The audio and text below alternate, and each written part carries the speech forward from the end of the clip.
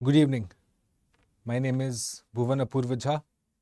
This is the Indian Express Explain class, where we discuss the most important news of the day from the examination perspective, as well as take a look at the questions that you can solve and say complete the knowledge gap that so might exist.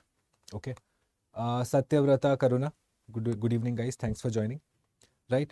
So the three topics that I have for you today, very quickly, first we'll go over the agenda of the class and then we'll get into it. Okay. So the number one topic that I have for you is to do with the Nobel laureate Nargis Mohammadi. And what you realize is that she obviously has been in the news because of her protests against the Iranian government. But more recently, she on the International Day of Human Rights, that was on the 10th of December, she started a new fast. And that fast was for the upholding and protection of the minorities, a particular type of minority in the kingdom, in the state of Iran, right? So we will go ahead and understand that. What is exactly the community about, Baha'i community, and what is Nargis Mohammadi's point when she goes ahead and takes and undertakes a hunger strike, currently that she is in jail as of now. Okay, so that's agenda number one. Number two, we'll seek to understand zonal councils. Okay, because again, this was in the news. You had the Home Minister that went ahead and he chaired the meeting of the Eastern Zonal Council. So from the examination perspective, obviously, absolutely expected of you to go ahead and understand firstly the basics of the zonal council, which are quite easy. But more importantly, from the mains perspective, say what is the difference between say zonal council as a body versus say the National Developmental Council or these chief ministerial conferences or this say union and state say conferences that they have. What's so special about the zonal council? We'll understand that. And finally, we will seek to understand the differences between Siberian tiger and Indian tiger. Why again? Because a particular zoo, Darjeeling Zoo, that goes by the name of Padmaja Naidu Himalayan Zoological Park, right? So they have undertaken an exchange program with a particular zoo that is in the West. We have sent red pandas to that country, and in exchange, we have got Siberian tigers. So you will realize that Siberian tigers make a comeback in captivity in India after close to 15-16 years. So it's a momentous day for conservation in the country. Okay, it's a pair of Siberian tigers that we have got, one male, one female, which means we will be looking to go ahead and breed them in captivity, right? So captivity and say captive breeding is also the agenda of the class. Okay, Coder, Ramesh, Bulbul, good evening guys. Let's get started then. Okay. So this is where you go ahead and access the PDF of the entire lecture. I shall upload it on my Telegram channel. I'll request you to get associated with this. I do not spam. Okay. When you will see, say, how I go about my Telegram channel, you will realize that I limit myself to say 1 or 2 posts, 3 posts a day. Because in the information deluge that you as a candidate face, I don't want to add to it. I want to simplify matters for you. Right. So go ahead and connect with this Telegram channel. If you want to go ahead and connect, insofar as accessing the PDF and say your future preparation till CSC 2024 is concerned. Right. Let's get to it then. Number one. So the headline from the Indian Express. Children of jailed Iranian activist accepts Nobel Prize on her behalf. Now what you realize is that Nargis Mohammadi, who is the Nobel laureate, who has been given the Nobel Prize this year, right? So one particular movement that she is associated with, that is of prime importance to you. So the movement that she is associated with is known as Women, Life, Freedom, right? So what is this movement all about? First, you should understand that. So what she says, and I'm quoting you this, she says, Nargis Mohammadi says that I am an Iranian woman, right? And I come from a very rich, a place from a very rich history that it has, say the Middle East. And in spite of that, what the women of the, say, Middle East are facing are currently under the, say, oppression of a despotic government, you know. So that's what she's up against. Now, when did this movement start? So you had a 22-year-old Iranian woman that went by the name of Amini, right? So 22 years old. Now what you found was that she was a martyr at the hands of the Iranian government, is what is alleged. Because of this, there was a lot of resentment within the, say, women and the young girls of Iran. Okay. And what was the primary problems, the crux areas of the resentment? Okay. So first was the mandatory, right? The mandatory hijab. right? This was number one.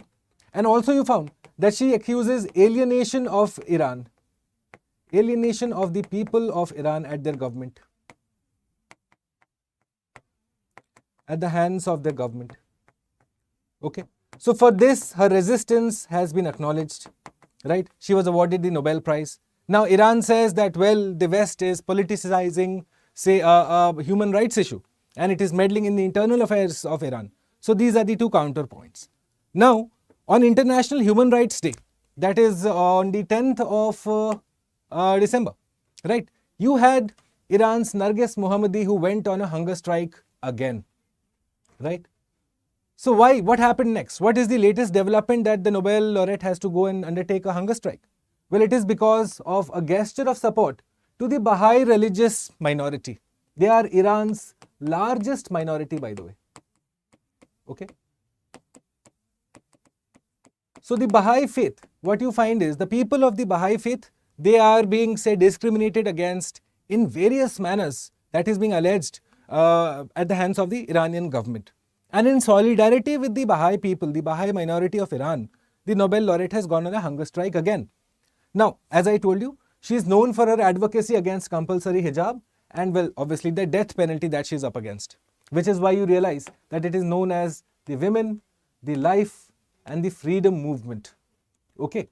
Now, protests have erupted because of Iran's systemic efforts to strip the Baha'is of their sense of peace and their sense of security. So when you look worldwide right now, okay, when you look worldwide, what you find is that we have many different conflicts. Okay, we have sectarian violences, we have interstate violences, we have civilian violences that are going on. So we'll do what? Obviously that. We'll go ahead and quickly say, write down all of them. But what you realize is this is the another example of a population being viciously oppressed at the hands of a state. Okay, the Baha'i people at the hands of the Iranian government. So look at the methods employed, guys. Violent home raids. Okay, you have a number of people in prison from the Baha'i community that has gone up. Okay, property confiscations, denial of burial rights, obstruction of higher education, and so on and so forth. Right. So once you understand that this is another example of, say, what you're looking at is a global phenomenon, by the way. From the examination perspective, because the whole point of the class is that you should have a takeaway, so at the end of the class. So let's go ahead. Once we have understood that Baha'i, okay, is to do with the Iranian government's actions, let's go ahead and, well, note down the rest one by one. Excuse me. Okay, so let's look at it. We have territorial disputes that are currently underway. Guys, help me out here, okay? Let me know if I'm not including something. So you will have a basic idea of, say, even the geography mapping that you have to study from the examination perspective. Okay, so you have the Russia-Ukraine war, correct? Then you have the Nagorno-Karabakh crisis, Armenia and Azerbaijan, right? What are the other territorial disputes that we're looking at, my friends? Is Israel-Palestine a territorial dispute? Absolutely. So Israel-Palestine, right? Any other territorial disputes that I'm missing? Maybe the Kurdish and the Turkish conflict also? True. The Kurdish and the Turkish conflict. Right? So these are the major territorial disputes that you're looking at so far. Now let's look at civil war. Let's look at civil war very quickly. Right? So where do you think globally civil war is happening right now? One thing that straight away comes to my mind is, say, the Libyan civil war, the Yemeni civil war, right? You have civil war in Libya, in Yemen, in Syria. You have, well, instability in Afghanistan to a certain extent, right? Any others that I'm missing out, my friends? Bataiye. Jughead official, good evening, how are you? Jughead, help me out. Am I missing in terms of any civil war that is happening globally? Libya, Yemen, Syria, Afghanistan. Where else? Iraq, South Sudan. Am I missing that? Iraq and South Sudan. Right? Let's go forward now. Let's look at interstate conflicts. Great. Interstate conflicts are, say, these long-standing conflicts. Okay? They necessarily need not be, say, a military in nature. So, for example, US-Iran. Yes, they have a hostile outlook towards each other. Shubham, good evening. Good to see you, Shubham. Yes, so US and Iran is one. Obviously, India, Pakistan can also be classified in this. Right? What are the other conflicts? Let's look at, say, my transnational terrorism. Okay, let's look at it. Transnational terrorism that is happening.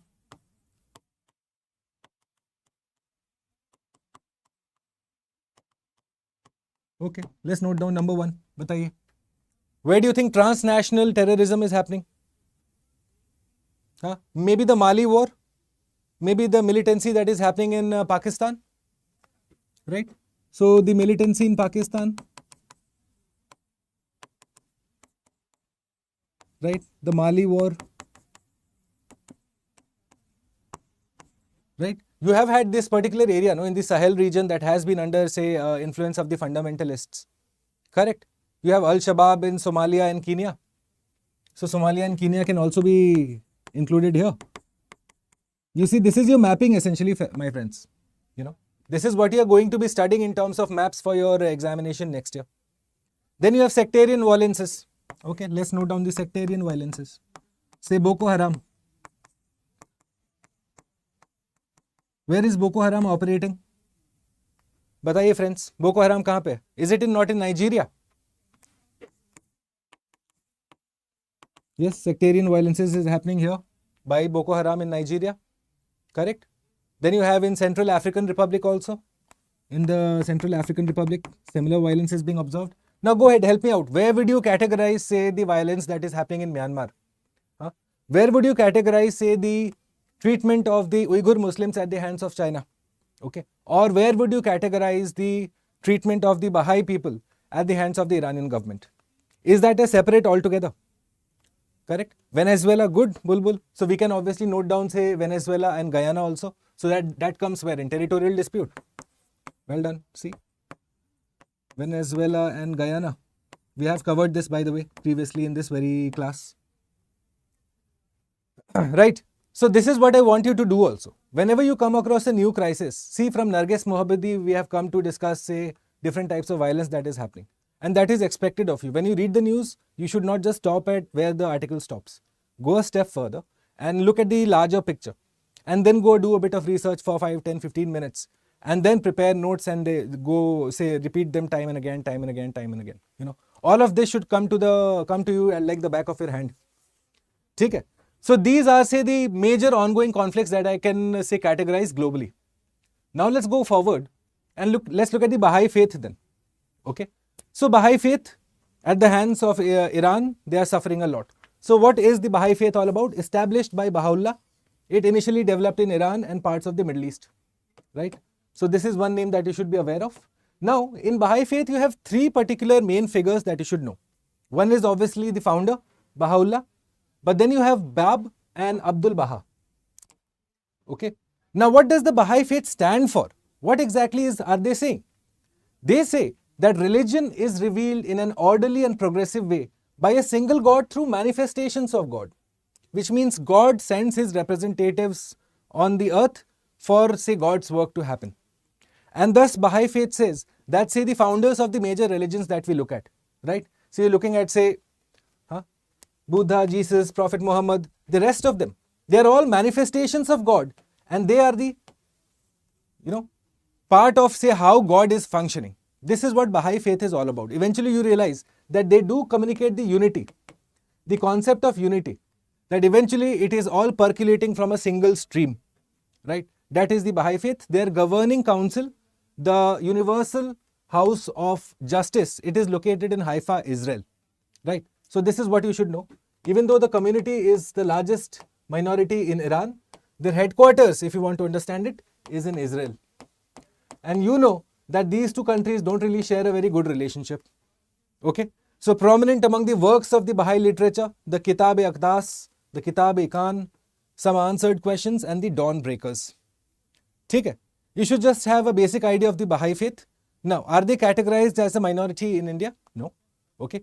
When it comes to minorities in India, you realize that, well, the Indian Constitution mentions minorities, the word minorities, but does not go ahead and explain it in a concrete, in a defined manner. Okay, the Constitution does not do that. Eventually, you have, say, a statutory backing that was provided to the classification of minorities in the country. Okay, at present you have 6 minorities in the country. Okay, special privileges are given to them, affirmative rights are given to them insofar as their upliftment in the country is concerned. Okay, let's go ahead. Answer this for me, my friends. The term minority or minorities is mentioned in the Constitution. Statement 2, the term minority or minorities is defined in the Constitution. Statement 3, there are 6 notified minorities in India. And statement 4, Baha'i faith is listed as one of the minorities in India. What you will do is identify the correct statements and leave your answers for me in the comment box like you have been doing so far. Okay, and if you understood the discussion specifically from the point of the view of the Baha'i faith as well as the major violences that are happening, yes, do consider leaving me a like. I'd be greatly appreciative of that. ठीक है, चलो आगे बढ़ते हैं. Quick announcement in 60 seconds or less. If you have cleared this year's mains, my best wishes firstly are with you. Or if you know someone who's cleared mains this year, recommend to them StudyIQ's interview guidance program, and I'll tell you why. Eventually, in this entire year of hard work, 18 months of hard work that a student does to go ahead and merit a call to the interview board, all of that can be undone if you do not have the correct factually backed, evidence backed opinion. It's so easy to go ahead and, well, go in like a rough diamond rather than something that has been, curated and carved. For that, you need to have the right strategy, the right communication, the right body language also. Okay, the right dress, the right everything comes later.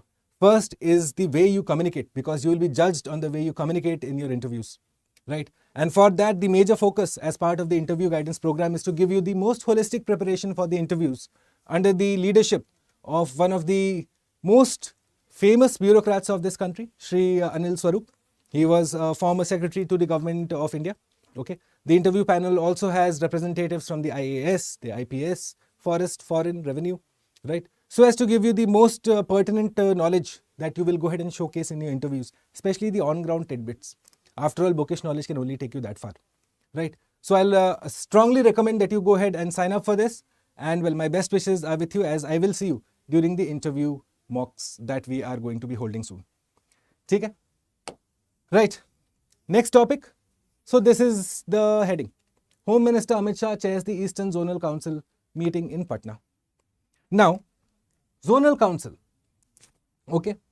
When you go back in history, what you find is that, well, this was a forum for just going ahead and addressing regional issues. Okay. This is one particular topic that you should be aware of. So you have state issues, okay, you have union issues, union specific issues, yes, national issues, you have state specific issues, and then there are regional issues. Who goes and solves the regional issues? Because eventually it's the states plus the unions together, right? So for that, what you find is, when you go back in history, that Pandit Jawaharlal Nehru in 1956, right, the States Reorganization Commission and the States Reorganization Act, this was mooted. And then you had 5 zones that came into being. So originally under Pandit Jawaharlal Nehru, you had 5 zonal councils. Okay. And eventually you will find that in 1972, this was expanded to 6. Right. So originally 5, now going and working as 6 particular zonal councils. Now, what is the way in which you have gone ahead and divided them? Okay. So what you have done is that a high-level advisory committee is set up, okay, which goes and looks at all of the issues on a regional basis that might exist between the union and the state, right? So for that, the zonal council came up. Now, let's look at the distribution of my zonal councils very quickly, okay? So you have 6, as I told you. I have marked Northeastern Council in red. Why? Because this came later in 1972. As part of the Northeast Councils Act. Whereas all of these top 5, they owe their origin to the States Reorganization Commission and the States Reorganization Act of 1956. I beg your pardon. Okay. So Northern Council, you have Haryana, Himachal, Punjab, Rajasthan, the newly formed UTs of J&K and Ladakh, and government of the National Capital Territory of Delhi. Similarly, the rest follow. One particular thing that you will observe here is, and just look at it very quickly, friends. Okay, ध्यान से देखो एक बार. you will find that I have not included two particular entities here, Andaman and Nicobar Islands and Lakshadweep. Yes, have a look at the list that I have provided and you will find that they are not included anywhere. So does that mean that they are not part of any zonal council? Right? You are expected to know this. Right? More often than not, you will find from the examination perspective, you should know the exceptions to the rule also. So why is it that these two particular entities, my Andaman and Nicobar Islands and my Lakshadweep, are not part of any zonal council? Okay. This is because they are not. They are actually not a part. Okay. They are not represented as such in any zonal council. However, they are special invitees. Okay. And special invitees at the Southern Zonal Council. They are obviously represented by their lieutenant governors. Okay. Be absolutely aware of this. More important to know the exceptions. This is the exception to the whole concept of zonal councils. Okay. Let's go forward. So what does it do then? Eventually the standing committees are there. It is headed by the Home Minister, by the way. Okay. The Home Minister is the leader of a zonal council. Okay. And then you have vice chairpersons, right, which are the, say, chief ministers of the particular zone, and they hold this term on a rotating basis for 1 year. Okay. So this is the composition of sorts of your zonal councils, led by the Home Minister, and then you have the chief ministers there. Okay. Now you will find that each of these councils has a standing committee, and that standing committee is being represented by your chief secretary. Look at this. Finally, the executing authority has come in. Okay. The chief secretaries come in. They obviously will be scrutinizing, looking at all of the issues that are regional in basis and will provide solutions to them. Okay. Look at it. The chairperson, the Union Home Minister. Vice chairman is the chief ministers, and that is for on a rotating basis for 1 year at a time. Okay. The members you can have, well, chief ministers, 2 other ministers as nominated by the governor, and 2 members from the union territories included in the zone. Okay. Here it is that the governor also nominates 2 individuals. Okay.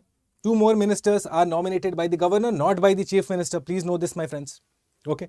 And you can have advisors that come in from your erstwhile Niti Aayog.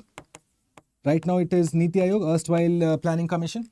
Okay. So you have representatives from all of those bodies come together for these meetings. Got it? Now, let's go forward and let's look at the objectives. So what this was the objective at the beginning, my friends. Okay. This was the goal with which it was set up. Okay. With which your zonal councils were set up. Now understand this. We are talking about 1956. Right? Clearly, a lot of work needed to be done in terms of national integration. Yes or no? So thus you find that this was agenda number 1. You had to bring out national integration. Right? This state consciousness that you have, or this feeling of state supremacy that some might find resonance with some people, that needed to be tempered down. And so for that you had zonal councils that came in as a very good platform for, say, integration on not just a national level but also a regional level. Okay, enabling the centers and states to cooperate and exchange ideas. More importantly, it helps the current dispensation that your ministers of Home Affairs and Ministry of Cooperation is headed by the same person, which is why it is, again, in terms of efficiency of the zonal council, it can only add to it. Right? And then you have a climate of cooperation amongst the states for successful and speedy execution of projects. This is the objective of the zonal council that it was set up. But what does it do right now? So let's look at it. Any matter of common interest in the field of economic and social planning. Right? Border disputes, linguistic minorities, interstate transport, it can take up. Okay? Reorganization of States Act, any particular problem with that? Well, the zonal council is fully empowered to take that up too. Okay?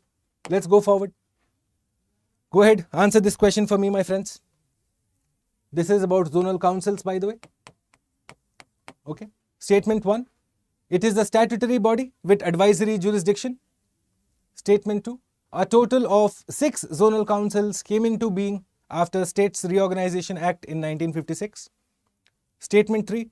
The Union Territories of Andaman and Nicobar Islands and Lakshadweep are not part of any zonal council. And statement 4. The Union Territories of Andaman and Nicobar Islands and Lakshadweep are special invitees to Southern Zonal Council. Please leave your answers for me, the correct ones, in the comment box below. I will request you to do that. Okay? Right? Let's go forward very quickly in 30 seconds or less. This entire test series, you're looking at GS tests, CSAT tests, right? Full length tests, topical tests, all of those that is required for you to clear your knowledge gap that will exist after you study. That happens. Huh? You read for 8 to 10 hours a day. Okay? And the next day you suddenly think, Acha, kal kya padha tha? Bhul gaye. Then there is no point to that. You realize that.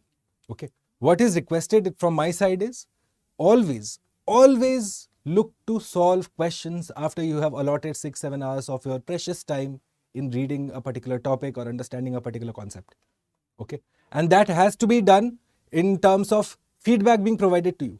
You should know what are your weak areas.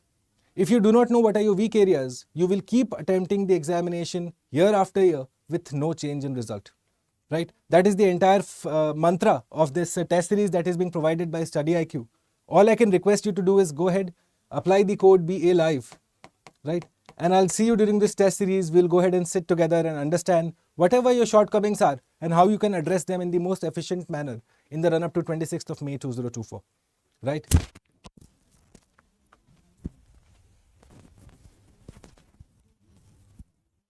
Just a second, friends. Right, okay, let's go forward. So the third and final topic of this evening is to do with Siberian tiger. And what you find is Padmaja Naidu Himalayan Zoological Park, the largest high altitude zoo in the country, located in Darjeeling, right? Darjeeling, West Bengal, right? So they have gone ahead and engaged in a exchange program with Paphos Zoo in Cyprus. Okay. So what we have done, we have sent them red pandas and they have sent us Siberian tigers. Okay. Siberian tigers, 2 in number, 1 male, 1 female. Okay. Now what you find that Padmaja Naidu Himalayan Zoological Park has been successful in the conservation breeding of 10 animals, including red pandas, snow leopards and blue sheep. Okay. Please know this, that it is a very famous center of conservation breeding. This is what it is known as. Conservational breeding.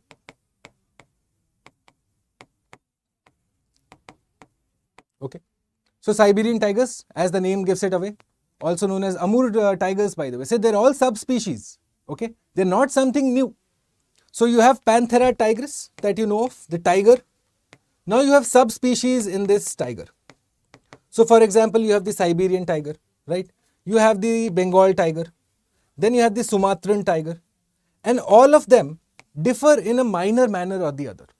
So for example, the Siberian tiger is considered to be the largest of all the tigers. Okay. Whereas say the Indo-China tiger, or they say Royal Bengal tiger that we know of, is a little different. It's a little smaller in size, right? Whether its belly is completely white or whether it has stripes, that can also be an identifier insofar as figuring out whether a particular tiger is Siberian or Bengal tiger or Sumatran tiger. Okay. So let's go ahead and understand that, but please do make sure that you're aware of this news, especially the importance of this place insofar as conservation breeding is concerned. Okay. Right. Let's go ahead and look at the subspecies of tigers then. So like I told you, you have Bengal tiger. Okay. Then you have the Amur tiger, Indo-Chinese tiger, the Malayan tiger, Sumatran tiger and South China tiger. Now they might look the same to you guys. Okay. But there is a minor difference that you need to be aware of. So let's go ahead and figure out, because eventually they are all subspecies. Okay. They are all subspecies of the same species, the primary species, that is Panthera tigris. Okay. So let's look at the differences. Your Bengal tiger, obviously the range first, India, Nepal, Bhutan and Bangladesh. Okay. It is the largest of the Indian subspecies, right? And what you find is it's orange with black stripes, which is little different from the Sumatran tiger, one that you find in Indonesia. There you find the coat is little reddish orange in color and the stripes are narrower. You see minor differences. Now let's go to Siberian tiger, the largest of all tiger subspecies, which is why it is important for us. Because eventually, like I told you, we have two of them, male and female, that we have got from the Paphos Zoo in Cyprus, and they are going to be used for conservation breeding, right? So you will have the largest of all tiger subspecies that you will find in India now, right? The habitat, obviously different. The Indo one is forest and grassland, okay? The Sumatran one, tropical rainforest, and here it is in temperate forests and mountains, okay? Also known as the Amur tiger, right? Now in terms of IUCN Red List, the Bengal tiger is endangered.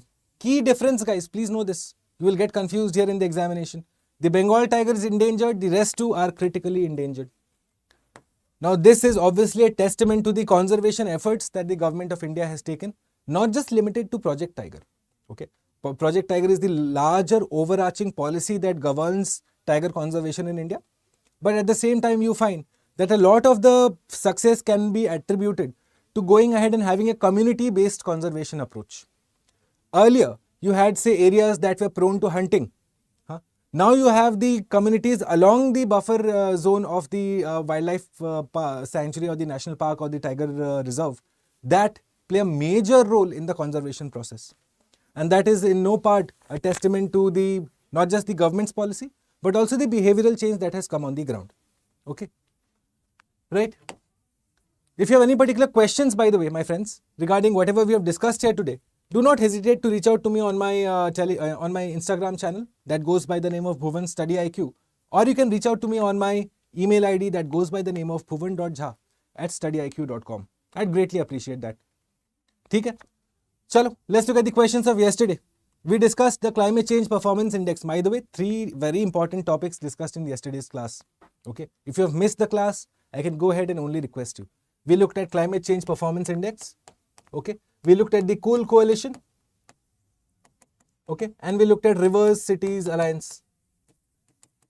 Right, all 3 are potentially very important topics. Obviously, I can't say that they will be asked. No one knows that. But I would definitely go ahead and study in depth about them. Okay, so climate change performance index measures climate performance of all countries globally. No, you find it's the European Union plus some states, around 63 states. Okay, highest weightage is given to GHG emissions is absolutely correct. It's published not by the United Nations Environment Programme, but by a conglomerate of 3 bodies. Okay, and India is ranked above China. In fact, India is ranked 7th, whereas China is ranked, if I'm not wrong, 51st. Okay, so major difference. So obviously my correct answer here is 2 and 4. Right, 2 and 4 is D. D being the correct answer. Right, let's look at this. Kigali Amendment, legally binding agreement, absolutely true. HFCs deplete the ozone layer much more than CFCs. Do they? Bataiye mujhe. What you find is HFCs have 0 ozone depleting potential, right? So this is incorrect. They have higher global warming potential than HFOs. India has signed and ratified the Kigali Agreement.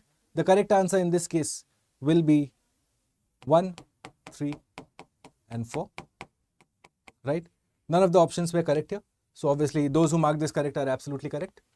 Okay. And number 4. So I gave you a list of cities and asked you, say, which particular city can be a member of the River City Alliance. Essentially, which city lies on the banks of a river. Okay. Many got confused here. And that is to do with, again, the interpretation of what is a major river, what is a minor river. Okay. So let's go ahead and understand. Surat on the banks of Tapi. Yes. Vijayawada on the banks of Krishna. Siliguri. I think many students answered that for me, but that answer was incomplete. Siliguri, essentially you find, is on the banks of 2 rivers. Okay, if this is Siliguri, on one side you have Teesta, on one side you have Mahananda. Okay, Bengaluru you have Vrishabhavati. Okay, now this is again, it passes through Bengaluru urban. Okay, Bengaluru urban. So it's not really very far from Bangalore. One student had mentioned that it's little far. No, not really far. In fact, in Baswangudi, which is an area within Bangalore, you will find that the remnants of the river can be found. Now, obviously, a lot of encroachment has happened. Okay. Bhopal does not have any rivers, by the way, just lakes. So you have Bhojtal. the most prominent lake that you have, right? And Hyderabad is on the banks of the river Musi. The river Musi essentially bifurcates the Hyderabad into two areas, Old Hyderabad, New Hyderabad. Okay, so the correct answer in this case was just Bhopal, right? D being the answer here. So for all those of you who answered this question correctly, I am very happy, because eventually these are the types of questions you will realize are most likely to be asked. Something that you are most likely to overlook in this mad rush for understanding current affairs. ठीक है, चलो. Studying Raccoon, Sonu, Anurag, Shubham, Akhil, Coder, Pooja, Arati, Gopesh, Ramkrish, Crystal, Satyabrata, Ayush, Aditya, Akshay, Rahul, Trupti. I just saw your before I was entering the class. Firstly, thank you. Every time one student answers the question in the comment box, you are reaffirming this commitment that we've made together to make sure that your current affairs is on point. That in the say 50 articles that get published on an average that might be considered to be of relevance to you, we go ahead and understand the 3 most important. And obviously over a period of 6 months, you will realize that we do not leave out anything, right? It's not always the quantity, but the quality that matters. Okay, and that is my entire focus. So once again, to all of you, well done. Keep up the hard work. To the rest of you who are watching this live or later, may I request you go ahead and answer the questions for me. You will see that you will have a lot of improvement in a short amount of time. You will realize exactly how are you supposed to approach current affairs. Okay, right? You will find the entire PDF uploaded on this Telegram channel, let's say sometime later this night or early morning tomorrow. Meanwhile, go ahead and answer the MCQs in the comment box. And please do leave me a like, right? Because again, these are the minor happinesses, as I always say, that an educator gets. Okay? On that note, I'll take leave of you. Thank you so much for your time. I'll see you tomorrow evening at the same time. And please stay updated on my Telegram channel, as I'll be uploading the class timings there the first. Okay? Have a wonderful day ahead and stay productive. Bye.